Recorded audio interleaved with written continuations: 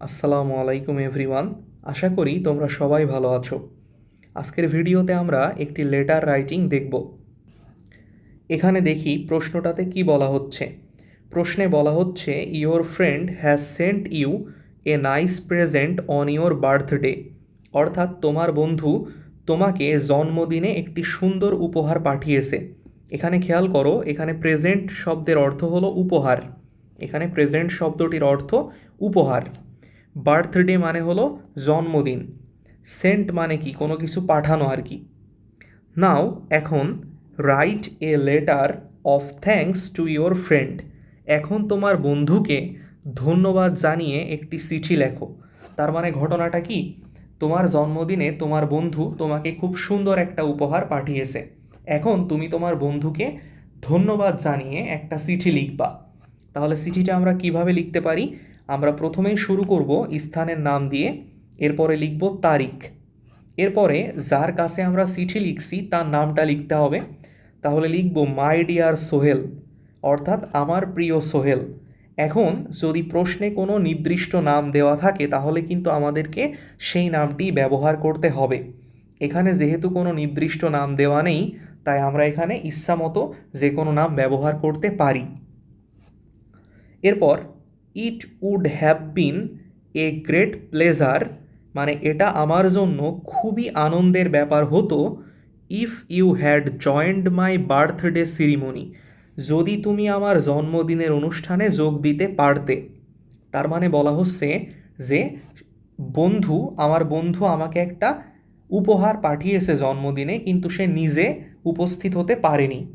নিজে উপস্থিত হতে পারলে তো তাকে তখনই আমরা ধন্যবাদ দিতে পারতাম, আমাদেরকে আর চিঠি লেখা লাগতো না। কিন্তু বলা হচ্ছে যে সে কিন্তু উপস্থিত হতে পারেনি।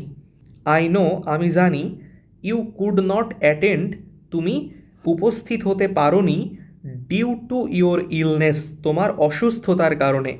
But you have sent me a nice present, কিন্তু তুমি আমাকে একটি সুন্দর উপহার পাঠিয়েছো। তার মানে বলা হচ্ছে আমি জানি যে তুমি অসুস্থ থাকার কারণে আমার জন্মদিনের অনুষ্ঠানে যোগদান করতে পারোনি, কিন্তু তুমি সুন্দর একটি উপহার আমার জন্য পাঠিয়ে দিয়েছো। My heartiest thanks for the nice present that you sent me on the occasion, অনুষ্ঠানে তুমি যে উপহার পাঠিয়েছো তার জন্য তোমাকে আন্তরিক ধন্যবাদ। I have had a lot of presents on the day, সেদিন আমি অনেক উপহার পেয়েছি। But yours one is the best of all, কিন্তু তোমার উপহারই সবার মধ্যে সেরা। আই অ্যাম ওয়েল, আমি ভালো আছি। Hoping you to be hale and hearty, আশা করি তুমি সুস্থ ও সবল থাকবে। এরপর আমরা শেষ করব লেটার রাইটিংটা এতটুকু লেখার মাধ্যমে, সেটা হলো লাভিং ইয়োর্স, মানে ভালোবাসা সহ এখানে নিজের নাম লিখতে হবে। আর যদি প্রশ্নে কোনো নাম দেওয়া থাকে তাহলে ওই নামটি আমাদের ব্যবহার করতে হবে। এখানেই কিন্তু শেষ না, কেননা এটি হলো লেটার রাইটিং, এখনও আমাদেরকে কিন্তু খাম আঁকতে হবে। তাহলে চলো আমরা খামটা দেখে আসি।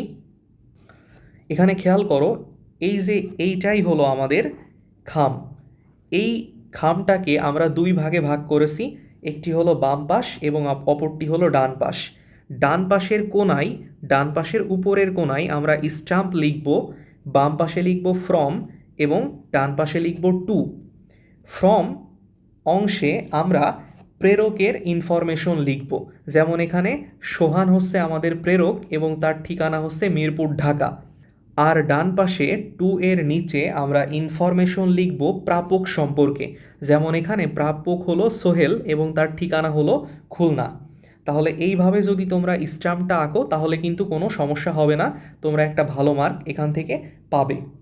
তাহলে আশা করি আজকের ক্লাসটি তোমরা সবাই বুঝতে পেরেছো। ধন্যবাদ সবাইকে।